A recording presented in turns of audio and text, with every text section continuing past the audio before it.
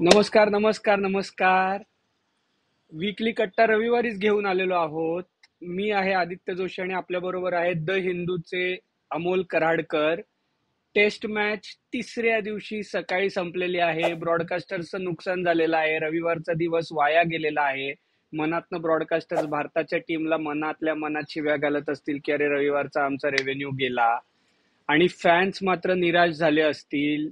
Perth मध्ये जिंकल्यानंतर Adelaide मध्ये अशा प्रकारे पिंक बॉल टेस्ट मध्ये पराभव होणं. अमोल आणि गौरव या दोघांनी आपल्याला सांगितलं होतं की ऍडलेड मध्ये अवघड आहे. मी म्हणत होतो की त्यांची बॅटिंग जरा प्रॉब्लेमॅटिक आहे, आपण जिंकू शकतो. अमोल, काय सांगशील? चारी मुंड्या चित केलंय.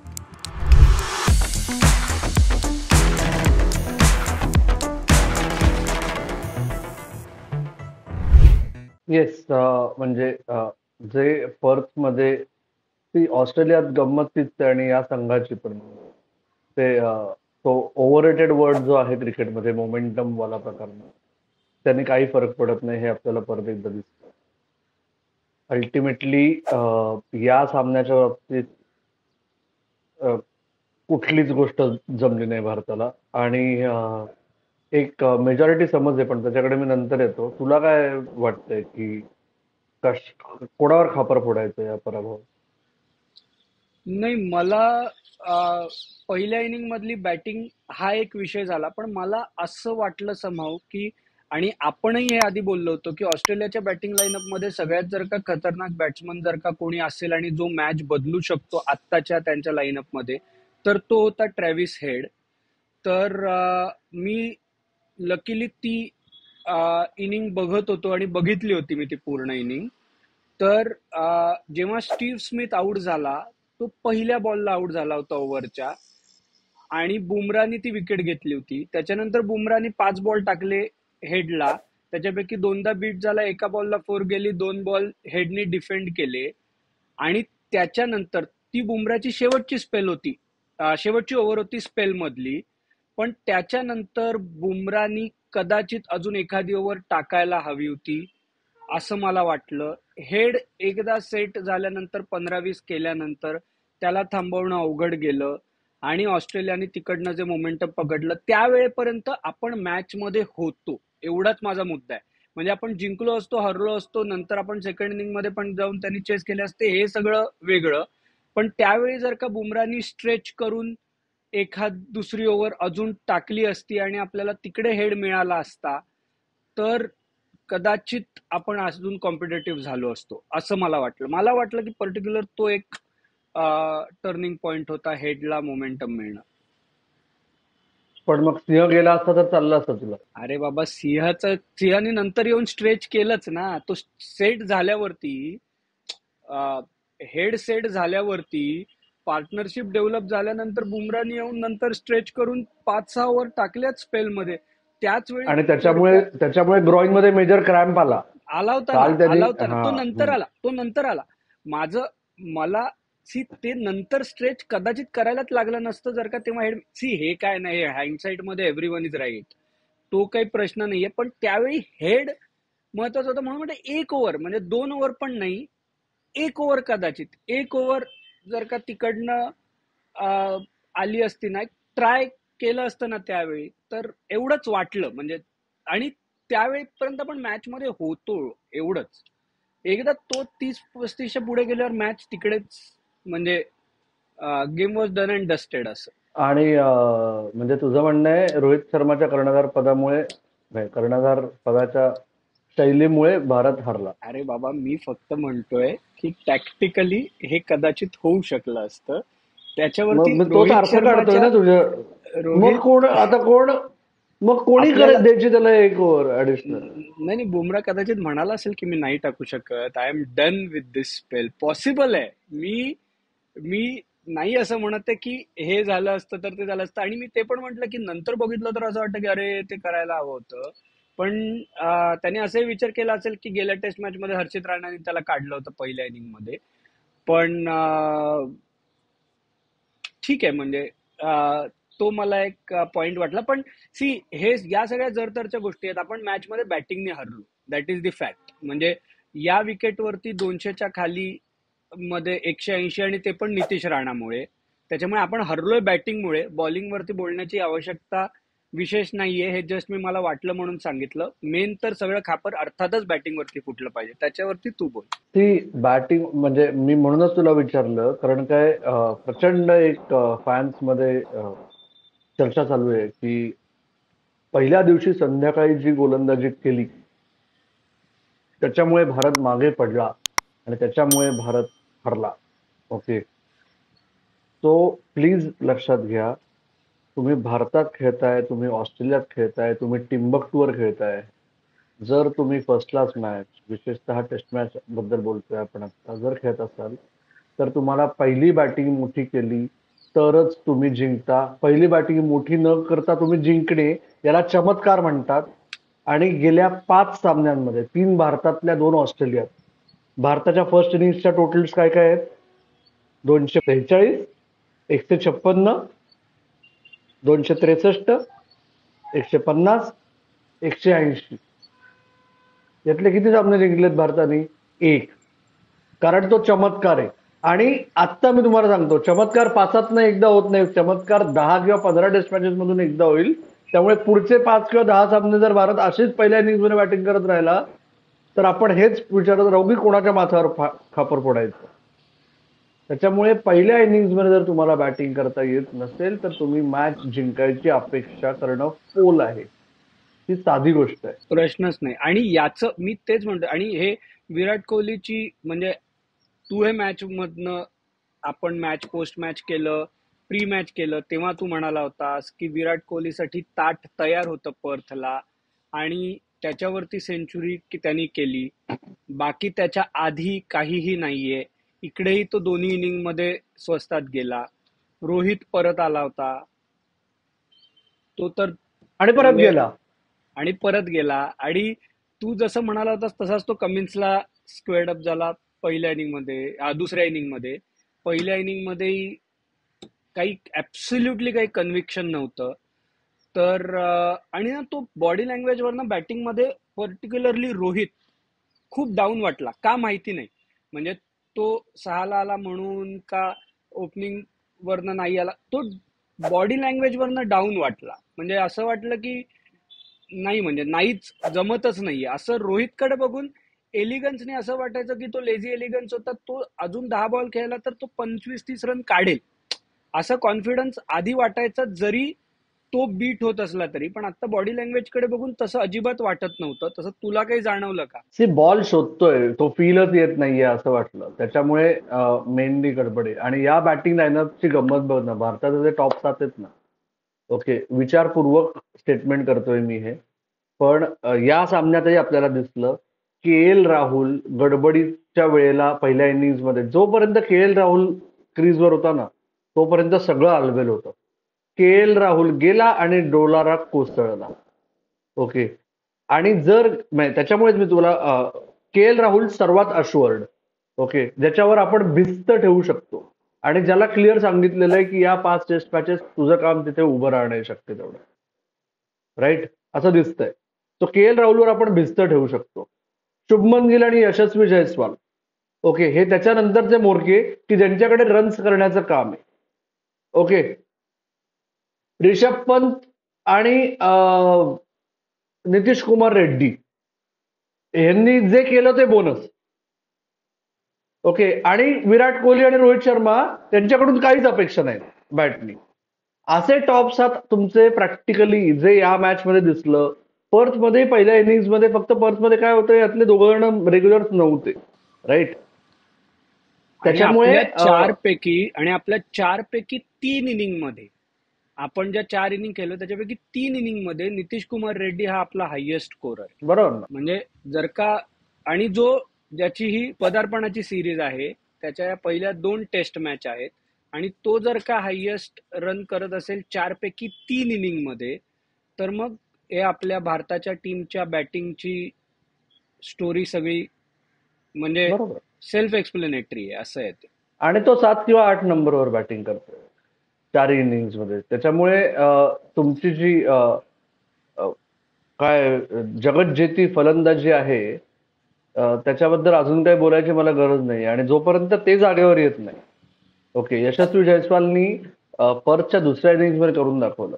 शुभमन गिल 4 वर्ष झाले. शुभमन गिल दुसऱ्यांदा, यशस्वी पहिल्यांदा ऑस्ट्रेलियात गेलाय, शुभमन दुसऱ्यांदा जातोय आणि त्याच्यामुळे आता ते सातत्य अपेक्षित आहे शुभमन शुभमनची कडून सुद्धा, विशेषतः. हो, शुभमनची या सिरीज मधली पहिलीच टेस्ट होती, त्याच्यामुळे शुभमन आणि यशस्वी यांच्याकडनं पुढच्या 3 टेस्ट मॅचेस मध्ये प्रत्येकी 2-2 तरी चांगल्या इनिंग आपल्याला अपेक्षित असायला पाहिजेत, आणि ते नाही झालं तर मग ते त्यांच्याकडनं निराशाजनक म्हणायला पाहिजे. असं डेफिनेटली वाटतंय. कारण शुभमन स्टार्ट घेतोय, तो कुठेच बीट होत नाहीये, पण रन्स मोठ्या येत नाहीयेत. न्यूझीलंड विरुद्धही तेच होत होतं, इथेही तेच होतं. ऑस्ट्रेलियाच्या माजी दिग्गजांनी जे डिवचलं पॅट कमिन्सला, ते पथ्यावर पडलंय का ऑस्ट्रेलियाच्या? पथ्यावर तर पडलंच आहे ना. स्टार्कच्या पहिल्या इनिंग मधली बॉलिंग, कमिन्सची बॉलिंग दुसऱ्या इनिंग मध्ये, कमिन्सनी काय म्हणजे, कमिन्स तर मला भयंकर आवडतोय, मी आधी खूप वेळा म्हटलेलं आहे. आणि तो म्हणजे त्यांनी दिलं ना, म्हणजे ते काय, त्यांनी काय मला वाटत नाही कमिन्सनी लक्षही दिलं असेल. त्यांनी आज बॉलिंगने उत्तर दिलं. 5 विकेट घेतल्या दुसऱ्या इनिंग मध्ये, विषय संपवला. आपण बोलंड बद्दल तू म्हणाला होतास की बोलंड हा वेटरन आहे तिकडचा, बरीच वर्ष खेळतोय आणि तो आपल्याला त्रास देईल, तसंच झालं नाही का? येस, आणि त्या बोलंडच्या ते जे राहुलचा नो बॉल आणि त्याच्यानंतरचा ड्रॉप कॅच नसतं झालं तर 180 मधला एक नसता लागला, 36 ची पुनरावृत्ती होईल की काय अशी भीती, म्हणजे जो शब्द तुला घेणं तू टाळत होतास. ओके, नाही, पण तसंच आपण ना परत. 69ला एक होतो रे, आणि ती ना अशी, आणि राहुल आणि गिल हं, दोघही अश्वर्ड खेळत होते. राहुल आउट झाला आणि सगळं तू म्हणालास तसं आपण सगळं घुसलो. पण हेड आणि सिराज बद्दल काय सांगशील बाबा? त्याच्याशिवाय कसा काय हा रिव्ह्यू पूर्ण होऊ शकतो? सी, आता हे कसं आहे माहिती आहे का, आता आतापर्यंत आय एम शुअर जो आपला स्पोर्ट्स कट्टाचा मुख्य रिलिजियस क्रिकेट फॅन ज्याला आपण म्हणतो, त्यांनी दोन्ही बाजू ऐकल्या असतील, नीट बघितलं असेल. ओके, माझी खेळाडू कुठल्या बाजूचे काय म्हणतात ते जाऊ दे, तिथे लिटरली काय झालं, सिराजने डोळे वटारून पाहिला आउट झाल्यानंतर. ट्रॅव्हिस हेड ऑस्ट्रेलियन शैलीत सुद्धा, पण तो एवढंच म्हणला, वेल बोल्ड माईट म्हणला. जर लिपरीड करता येतात, जर जर ट्रॅव्हिस हेडचा पुढची रिॲक्शन लिपरीड करता येते तर पहिलीही लिपरीड करता यायला पाहिजे, राईट? तो वेलबोल्ड मेट म्हणला, तो ऑब्व्हियसली तिरकसच मैट बोलणार ना आता. Matt Matt Matt well bowled Matt, right. या, हा. हा. तर आधीच्या 3 बॉलमध्ये 10 रन झाले होते, आदल्या बॉलला 6 मारले होते. आता त्याच्यावर जर, आणि 140 रन करून मॅच जवळजवळ संपली सगळ्यांना माहिती, त्याच्यावर जर तुम्ही सेंड ऑफ दिला तर तुम्ही लगेच त्या प्लेअरची रिॲक्शन नाही, क्राऊडची रिॲक्शन नाही, उरलेल्या सिरीजमध्ये पण क्राऊडची हीच रिॲक्शन येणार आहे.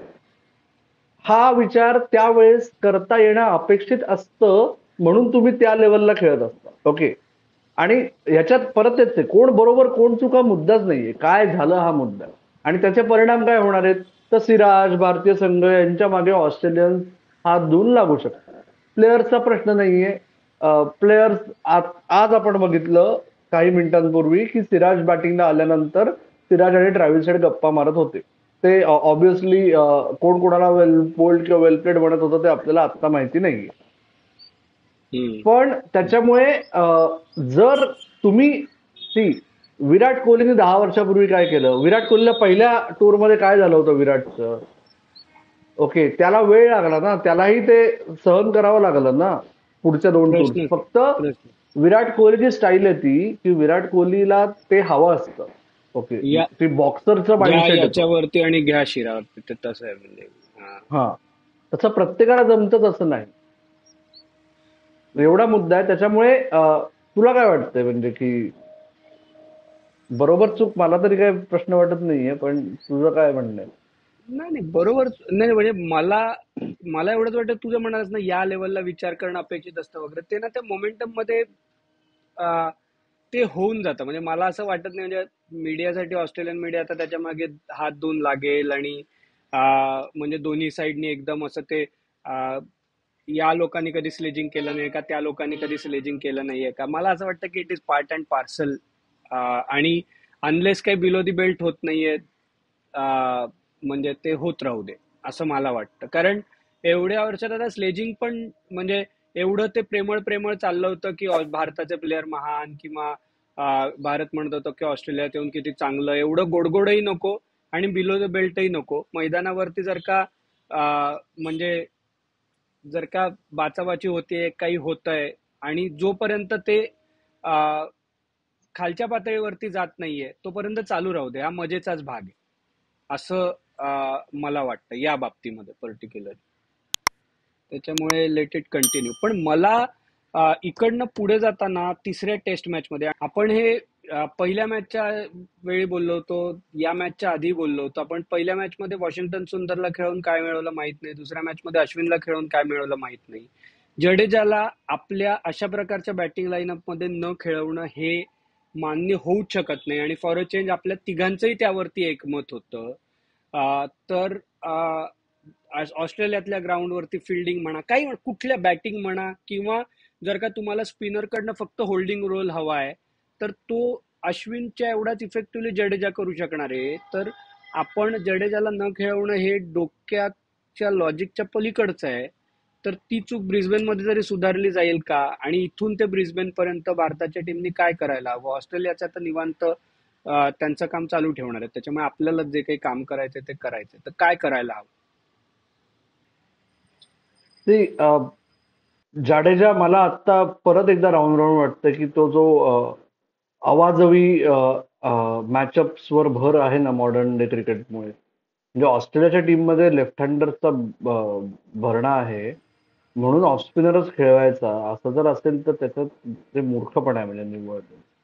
आणि त्याच्यामुळे नाही, पण ऑफ स्पिनरला सुद्धा तुम्ही विकेट टेकिंग म्हणून घेतच नाही आहात ना, तुम्ही त्याला सुद्धा होल्डिंग म्हणूनच घेताय. अशा वेळी मॅचअप पण how does it work, I don't know, पण ठीक आहे. आणि तुम्हाला जर 7 आणि 8 नंबरवर बॅटिंग स्ट्रेंथन करायची आहे, तर या तिघांमध्ये अजूनही आंतरराष्ट्रीय क्रिकेटमध्ये, विशेषतः ऑस्ट्रेलियामध्ये खेळताना जाडेजा हा सर्वात भरवशाचा फलंदाज. तर तुम्हाला जर भरवशाची बॅटिंग हवी असेल 7 किंवा 8 नंबरवर, तर जाडेजापेक्षा चांगला ऑप्शन आत्ता तरी मला या तिघांपैकी कोणी दिसतच नाहीये. त्यामुळे मला समजण्याच्या पलीकडेच आहे. होपफुली जमेल. आणि हर्षित का आकाश हा प्रश्न आता डोकं वर काढणार. का प्रसिद्ध कृष्णा आणि हर्षित बद्दल त्याच्यावरती पण आपलं बोलणं झालं होतं, आणि ते इकडे दिसलं आपल्याला की पहिल्या इनिंग मध्ये जेव्हा हेडनी फोडाफोडी करायला सुरुवात केली तेव्हा त्याच्याकडे उत्तर नव्हतं, आणि त्याच्यामध्ये मला वाटत नाही की आपण त्याला दोष द्यायला हवा. कदाचित थोडंसं लवकरच सिलेक्शन झालेलं आहे त्याच्यामुळेच ते आहे. आता पुढच्या टेस्ट मॅच मध्ये प्रसिद्ध का आकाशदीप तू म्हणतोय तसं शेवटच्या 2 टेस्टसाठी बहुतेक शामी चाललेला आहे. तर त्याच्यामुळे शेवटच्या 2 टेस्ट मॅच साठी मला वाटतं की बुमराह आणि सिराजही टिकले पाहिजे. नाहीतर तो म्हणजे तो प्रश्न त्यांच्याऐवजी कोण हाही राहणार आहे. तर आता फासे उलटे पडलेले आहेत. भारतासमोर प्रश्नचिन्ह आहे ब्रिस्बेनला जाताना, आणि मागच्या वेळी गाबा का घमंड टूट गया असं झालं होतं. तर यावेळी तो किती आपल्यासाठी महत्वाचा आहे हे ऑस्ट्रेलियाही दाखवायचा प्रयत्न करेल. भारत कसं रिॲक्ट करतो हेही बघणं मजेदार ठरेल. आपण त्याचा प्रिव्ह्यू घेऊन येऊच या, गौरवलाही बोलवूया त्याच्यासाठी. त्याच्यानंतर शिशिर हट्टंगडींचा एपिसोड कालच आलेला आहे, त्याची सगळेजण वाट बघत होते, तोही नक्की बघा. आपल्या इकडे मेंबरशिपचा ऑप्शन आहे, तो जॉईन करा. आम्ही गेल्या आठवड्यात मेंबर्स लाईव्ह केलं तेव्हा मजा आली होती. परत मेंबर्स लाईव्ह करणार आहोत आपण रेग्युलरली. त्याच्यामध्ये इन्साइट्स देतो आपण, वेगवेगळ्या गोष्टी करतो. आत्ताचा एपिसोड आम्ही मॅच संपल्या संपल्या लगेच केलाय, हाही मॅक्झिमम लोकांपर्यंत फिरवा. मॅक्झिमम लाईक करा, शेअर करा, सबस्क्राईब करा. आत्ता मात्र आम्ही थांबतो. तुम्ही मात्र ऐकत राहा, बघत राहा आणि आमची वाट पाहत राहा. धन्यवाद.